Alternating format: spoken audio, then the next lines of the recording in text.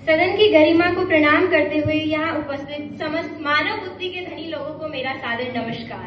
आज हम जिस विषय की चर्चा कर रहे हैं उसमें बुद्धि तो है लेकिन मानवता नहीं, उसमें स्मृति तो है लेकिन संवेदना नहीं।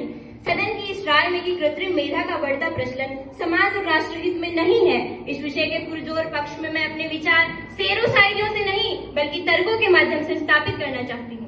मान्यवर, जो मेरे विपक्षी मित्र विकास की बात एआई से करके गए हैं, मैं बता दूं वो जो विकास है एकदम भावनाहीन विकास है। एआई के पास जवाब है लेकिन जज्बात नहीं। वो आपको सुन तो सकता है लेकिन महसूस नहीं कर सकता, क्योंकि एक मशीन हंस तो सकती है लेकिन मुस्कान नहीं बांट सकती।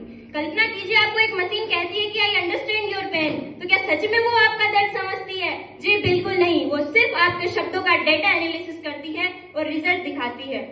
कल्पना कीजिए जब समाज से भावनाएं नष्ट हो जाएंगी तब यहाँ रिश्ते नहीं सिर्फ नेटवर्क कनेक्शंस बचेंगे। रह लेंगे ऐसे समाज में? मनुष्य की बनाई कृति अगर निर्माता कोई चुनौती देने लग जाए तो वो भविष्य के लिए वरदान नहीं बल्कि तूफान होता है, और यही वो तूफान एआई है जिसे मेरे प्रतिपक्षी मित्र हितकारी मान बैठते हैं।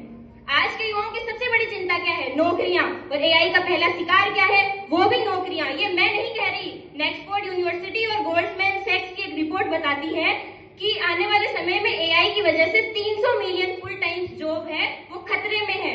यही नहीं, 73% कंपनियां कहती हैं एआई आ रहा है और लोग जा रहे हैं। आप खुद नजर पसार के देख लीजिए, बैंक में चैटबॉट, फैक्ट्री में robot, coding AI, designing AI, graphics AI, news anchor AI, यहाँ तक कि आने वाले समय में अखबार लेखन भी एआई। मान्यवर, जब सारे काम मशीनें संभाल लेंगी तो इंसान सपने कैसे संभालेगा? अब ये सिर्फ स्मार्टफोन्स में तो है नहीं, ये तो मिसाइलों में भी है। आज एक देश दूसरे देश पर हमला कब करना है ये निर्णय एक चिप के माध्यम से ले रहा है, यानी एक गलत कोड, एक गलत हैक और सामने वाले राष्ट्र का पूरा सिस्टम ठप। आज जो है सीमा पे जो है वो जवान तलवारों के बल पे नहीं बल्कि सर्वरों के बल पे युद्ध लड़ रहे हैं। मेरे प्रतिपक्षी मित्र कृत्रिम मेधा को आर्टिफिशियल इंटेलिजेंस कह रहे हैं, लेकिन मुझे तो वो आर्टिफिशियल इनसिक्योरिटी मालूम होती है। और वो दिन दूर नहीं जब सीमा पे सैनिक नहीं सॉफ्टवेयर लड़ेंगे और तब जीतेंगे देश नहीं डेटा जीतेंगे। अब बात करें हमारे जनरेशन यानी युवा जनरेशन की, पहले कहते थे नॉलेज इज ए पावर, लेकिन आज तो इस पावर को चैट जीपीटी एआई ने महज कॉपी पेस्ट की फाइल बना के रख दिया है। कल्पना कीजिए जिस देश यानी भारत देश के अगर युवाओं की सोचने की शक्ति खत्म हो गई तब इसका भविष्य गर्त में न होगा तो कहाँ होगा? मेरे प्रतिपक्षी मित्र जिस अर्थव्यवस्था का गान यहाँ गाकर गए हैं उसकी हकीकत में यूनाइटेड नेशन 2024 की रिपोर्ट के माध्यम से बताना चाहूंगी कि एआई से आधारित अर्थव्यवस्था का 90% लाभ, गौर फरमाइएगा 90% लाभ महज 10 विकसित देशों को जा रहा है। यानी हम जैसे विकासशील देशों के हिस्से में क्या?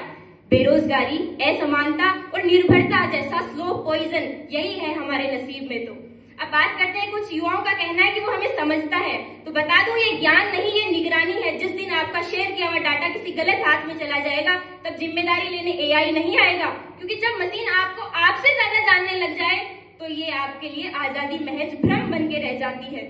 कल्पना कीजिए मान्यवर, जब आपसे कोई मशीन कहे कि मैं आपके बेस्ट फ्रेंड हूं तो वो बिल्कुल नहीं हो सकती। क्या होगा जब युद्ध एक बटन से तय होगा, जब प्रेम एक एल्गोरिथम से परखा जाएगा और अध्यापन जो है रोबोट से होगा? माना तकनीकी बड़ी है लेकिन समूह की संवेदना उससे भी बड़ी है।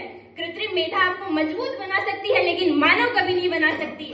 और इतिहास गवाह है कि जब जब इंसान अपने बनाए औजारों से हारा है तब तक उसने युग तो बना है लेकिन इंसानियत खो बैठा है। तो फैसला आपके हाथ में है कि आप इसके गुलाम बनते हो या स्वामी बनते हो। जय हिंद, जय भारत, धन्यवाद।